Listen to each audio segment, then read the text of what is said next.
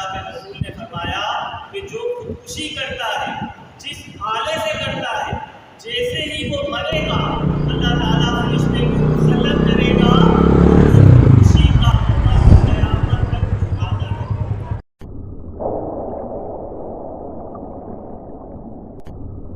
یعنی یہ اتنی بڑی نعمت ہے کہ آج آپ دیکھیں سننے میں آتا ہے کہ فلاں شخص نے خودکشی کر لی۔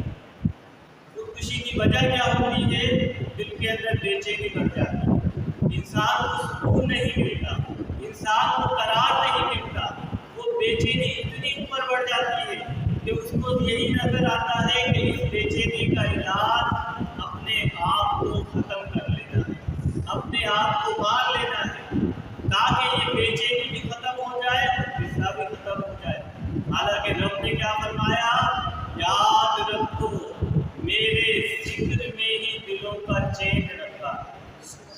یعنی اس رب کا ذکر ہوگا دلوں کو چین ملے گا، دلوں کو اطمینان ملے گا۔ خودکشی کرنے والا یہ سمجھتا ہے کہ میری جان چھوٹ گئی، یہ اس کی بے وقوفی ہے۔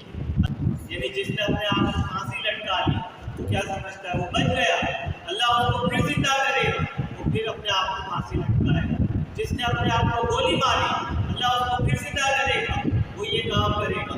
جس نے اپنے آپ کو ڈبو دیا اللہ اس کو پھر زندہ کرے گا۔ جس نے اپنے آپ کو آگ میں جلایا اس کو پھر اللہ زندہ کرے گا۔ یعنی خودکشی کر کے یہ سمجھتا کہ ہمارا قصہ ختم ہو گیا، یہ بے وقوفی اور نادانی ہے۔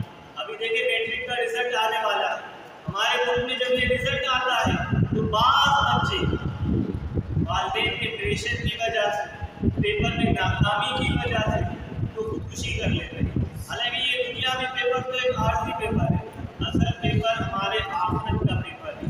والدین سے بھی میں یہ کہنا چاہتا ہوں کہ بچوں پر حد سے زیادہ پریشر نہیں دینا چاہیے تاکہ وہ بچے ایسے اقدامات کریں